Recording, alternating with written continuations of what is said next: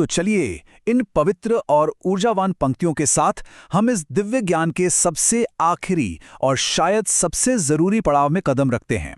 देखिए, अब तक हमने जो भी बात की वो थी थ्योरी यानी सिद्धांत, पर अब वक्त आ गया है अभ्यास का, उस ज्ञान को जीने का। कितनी सीधी और गहरी बात है ना? तैरने पर लिखी कोई किताब पढ़ लेने से कोई तैराक तो नहीं बन जाता, उसे पानी में उतरना ही पड़ता है। बिल्कुल वैसे ही ज्ञान को सिर्फ जानना एक बात है और उस ज्ञान को जीना, उसे अपने जीवन का हिस्सा बनाना, वो बिल्कुल दूसरी बात है।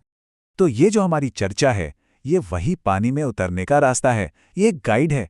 इसका बस एक ही मकसद है, आपको थ्योरी से निकालकर प्रैक्टिस के मैदान में उतारना। समझिए कि ये एक स्वर योगी बनने की आपकी पहली सीढ़ी है, एक प्रैक्टिकल गाइड। तो ठीक है, रास्ते पर चलने के लिए हम तैयार हैं। लेकिन इससे पहले कि हम पहला कदम भी बढ़ाएं, हमें इसकी नींव को समझना होगा। कुछ ऐसे नियम हैं जो इस सफर में आपकी सुरक्षा और आपकी सफलता दोनों की गारंटी है। और हां, ये नियम कोई सलाह नहीं है, ये पत्थर की लकीर हैं। ये 3 नियम, ये इस साधना के 3 सबसे मजबूत खंभे हैं: आहार, विचार और मौन। एक बात गांठ बांध लीजिए, अगर इनमें से एक भी खंभा कमजोर हुआ तो पूरी साधना अधूरी रह जाएगी और असुरक्षित भी। तो चलिए एक एक करके इनको जरा गहराई से समझते हैं। सबसे पहला और सबसे जरूरी नियम है आहार की शुद्धि। कहते हैं ना, जैसा अन्न वैसा मन। स्वर साधना के लिए सात्विक भोजन मतलब हल्का, शुद्ध और आसानी से पचने वाला खाना सबसे अच्छा माना गया है। और ऐसा क्यों है? इसके पीछे एक बहुत गहरा, बहुत वैज्ञानिक कारण है। ये एनालॉजी देखिए कितनी कमाल की है।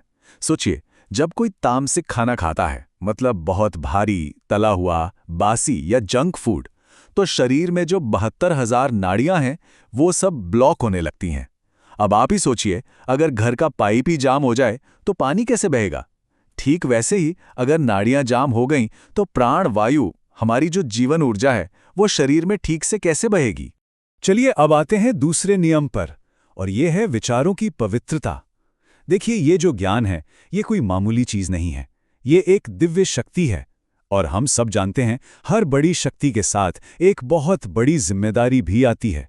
तो ये तय है कि इसका इस्तेमाल सिर्फ और सिर्फ सही कामों के लिए, धर्म के रास्ते पर चलने के लिए ही होना चाहिए। अगर इस ज्ञान का गलत इस्तेमाल किया गया, मान लीजिए किसी को धोखा देने के लिए या सिर्फ अपने अहंकार को बड़ा करने के लिए, तो इसका असर उल्टा पड़ता है। ये प्रकृति का नियम है कि जैसी ऊर्जा आप भेजते हैं, वो लौटकर आप ही के पास आती है और वो आपके ही ऊर्जा केंद्रों को नुकसान पहुंचाएगी। एक बात हमेशा याद रखिए, भगवान शिव का ये ज्ञान कभी भी छल कपट वाले मन में टिक ही नहीं सकता।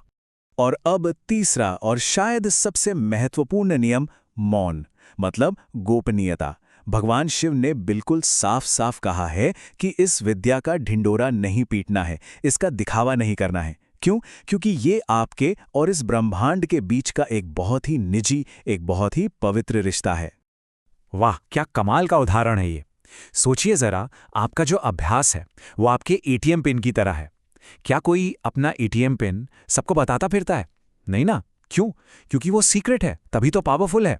बिल्कुल वैसे ही आपकी स्वर साधना जितनी गुप्त रहेगी, उसकी शक्ति, उसकी पावर उतनी ही बढ़ती चली जाएगी। चलिए, तो हमारी नींव अब मजबूत हो चुकी है। अब वक्त है रास्ते पर चलने का। यहां हम एक step by step action plan देखेंगे। पर एक बात याद रखिएगा, प्रकृति के साथ कोई जोर जबरदस्ती नहीं चलती। ये पूरी प्रक्रिया बहुत धीमी, बहुत आराम से चलने वाली है। ये जो 90 दिन की यात्रा है, इसको हम 3 हिस्सों में बांट सकते हैं। पहले 30 दिन आपको कुछ भी बदलना नहीं है, बस ऑब्जर्व करना है। एक स्वर डायरी बनाइए और अपने शरीर की कुदरती लय को समझिए। फिर अगले 30 दिन बस 2 छोटी छोटी आदतें अपनी जिंदगी में जोड़नी है। और आखिर में 60 दिन के बाद जब आपका शरीर और मन तैयार हो जाएं, तब आप अपनी सांस को जानबूझकर अपनी मर्जी से बदलना शुरू कर सकते हैं। ठीक है, तो हमने रास्ता देख लिया, नियम समझ लिए। अब सवाल उठता है, हम ये सब कर क्यों रहे हैं? हमारी मंजिल क्या है? इस साधना से दरअसल 2 अलग अलग तरह की जीत हासिल की जा सकती है और इन दोनों के फर्क को समझना बेहद जरूरी है। और यहीं पर इस साधना का सबसे गहरा राज छिपा हुआ है। हमारी जो इड़ा और पिंगला नाड़ियां हैं, मतलब चंद्र और सूर्य स्वर, वो आपको दुनिया की हर जीत दिला सकती हैं। अच्छा स्वास्थ्य, पैसा, सफलता, सब कुछ। ये दुनिया से जुड़ने के रास्ते हैं। लेकिन जो हमारी बीच की नाड़ी है, सुषुम्ना, उसका मकसद ही कुछ और है। वो दुनिया से आपको काटती है ताकि आप परमात्मा से जुड़ सकें। ये आत्मज्ञान और मोक्ष का रास्ता है। ये खुद पर जीत हासिल करने का रास्ता है। तो अब हम आते हैं सबसे आखिरी और सबसे गहरी बात पर, वो एहसास जो इस पूरी साधना का सार है। एक ऐसा विचार जो सांस लेने के आपके पूरे अनुभव को हमेशा के लिए बदल कर रख देगा। इसे सिर्फ सुनना नहीं है, इसे महसूस करने की कोशिश कीजिए। आपकी हर एक सांस जो अंदर जा रही है, जो बाहर आ रही है, वो सिर्फ हवा नहीं है, वो एक लाइव वायर है, एक जीता जागता तार है जो आपको इस पूरे ब्रह्मांड से जोड़ रहा है। ये कोई मामूली घटना नहीं है, ये एक दिव्य क्रिया है जो हर पल, हर क्षण आपके भीतर घट रही है। और इसीलिए जिस पल कोई इंसान अपनी हर सांस के प्रति पूरी तरह से अवेयर हो जाता है, जागरूक हो जाता है, वो इंसान फिर साधारण नहीं रहता। उसके अंदर की जो सोई हुई शक्तियां हैं वो जागने लगती हैं। उस दिन से सफलता और शांति उसके पीछे पीछे चलती हैं, उसे उनके पीछे भागना नहीं पड़ता। ओम तत्सत। ओम नमः शिवाय।